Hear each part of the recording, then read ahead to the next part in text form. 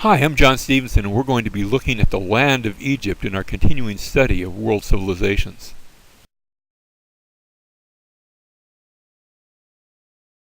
Look at a modern map of Egypt. You have these nice straight latitude and longitudinal lines signifying the border from it and other countries. Ancient Egypt wasn't like that at all. Ancient Egypt was the land alongside the Nile. The Nile River made Egypt an agricultural nation. It set it apart. Of course, our map here is green, but that's just showing elevation. Everything away from the Nile was desert region. And land values indeed were set by how close you were to the river and whether or not your land was flooded by the river on an annual basis. Now, here in America where I live, we want our land not to be flooded by rivers because that's destructive. Just the opposite in ancient Egypt. You actually paid to have your land flooded because that made it more fertile. And so the Nile was the source of economy, it was the source of progress, it was the source of farming, and it was also the source of transportation. It was what united the land of Egypt.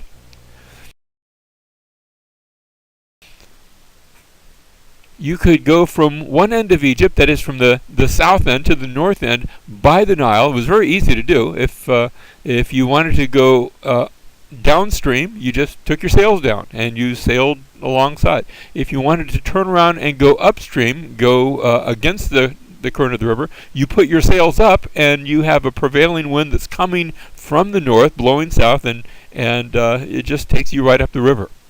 Notice on our picture we have, it looks like mountains in the back. That's not mountains, that's just the edge of the valley. And you get up to the top and now you're in the flat desert, which means that the Nile itself had cut a deep valley throughout its length. And so this Nile River Valley, notice how green it is alongside the river. You get up away from the river and everything's dry, everything is desert. Here's an aerial view out from space. You can see the area along the Nile. That's even today. It's lush, it's green, it's fertile. And then as soon as you get away from that, as soon as you get into the desert, it's desert. It doesn't just peter out gradually. It is very sudden. The ancient name for Egypt was Kemet. Our word Egypt actually comes from a mispronunciation of what the Greeks called it when they first got there. But Kemet was known as both the black land, and it's not really black, but notice the greenery. It specified that black topsoil that would be brought in each year as the Nile River flooded each summer. And then there was the red land. That's what they called the desert. So it was the black land and it was the red land, but especially the black land. That's where everybody wanted to be.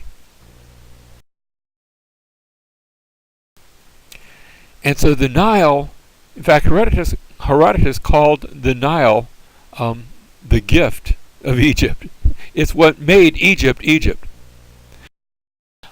It was the source of farmland. I took this photo alongside the Nile and saw some two cows. Reminded me of the Joseph dream, where Pharaoh has a dream of cattle, both fat and thin. I'm not sure which ones these were, coming out of the Nile River, and that's very Egyptian. Life hasn't changed in Egypt. In some ways, life hasn't changed for the commoner in 6,000 years. They're still doing things the same way they used to do it such a long time ago. Again, another aerial view. Notice the land along the Nile, the land that's irrigated, the land that's cultivated, the land that grows things. And then you get away from that, and now you've entered the desert. And so let's go and look at the history of this Nile River Valley. Now, we've already noted some similarities and differences between Mesopotamia and Egypt. In Mesopotamia, they had flooding as well, but it was irregular, it was destructive. It was sort of like when we think of flooding, we think, oh, that's a bad thing. In Egypt, the flooding was predictable, it was beneficial. They planned on it And the most terrible thing that could happen is if it didn't flood that year. That would be a tragedy. That would cause a famine. In Mesopotamia, they had no natural borders against enemies. Egypt is actually made with natural borders. There's desert to the east, there's desert to the west, there's actually desert to the south, but you have the Nile River, and the cataracts actually break up the river to the south. And then to the north there's the Mediterranean. In Mesopotamia, they had rulers of all sorts of different nationalities. In Egypt, you normally had a dynastic succession. In fact, they could look at 4,000 years, actually even more, of 5,000-6,000 years of history, and they could see just a number of families. They could count them, all the different families that had ruled. Most of them right there being Egyptians. Now there are going to be a couple of exceptions, but mostly a dynastic succession. In Mesopotamia, the outlook tended to be pessimistic. There's always something bad that's about to happen. In Egypt, there's a tendency to be more optimistic, even in the face of things that we would look at and we say, that's not good, and yet they would say that it was. In Mesopotamia, the gods were considered to be cold and cruel, and you can't trust them because you never know what they're going to do. And in Egypt, the gods were good and benevolent. And one of those, remember, was the Nile River, where they would actually worship the Nile and sacrifice to it.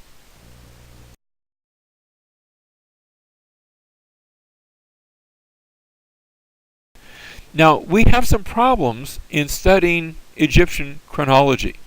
First of all, there's a lack of fixed system for reckoning years, and that's really rather universal throughout most of the ancient cultures, with a couple of nice exceptions. But usually there's a lack of fixed system, so that we might say that this is the year 2017. Well, they didn't have that sort of thing. They would say it's the 5th year of this king, and the 5th year of that king, and that's great as long as you know the names of all the kings. But sometimes you'd have a king that was named after his father or his grandfather, and so you're going to have the same name repeated. Now we make use of that by, we'll say, for example, when we get to the Ptolemies, we'll call them Ptolemy the First and the Second and the Third and the Fourth. They didn't do that. They didn't give those numerical names. We add that for our convenience. They didn't do that. And that makes it rather difficult for us. There was also a lack of any objective Egyptian historians. Throughout all of the history of Egypt, we don't have any Egyptian historians telling the history of Egypt until we get to the time when the Greeks come in, and thanks to their influence, the Greeks are going to produce somewhat of some Egyptian historians. But the Egyptians didn't have that.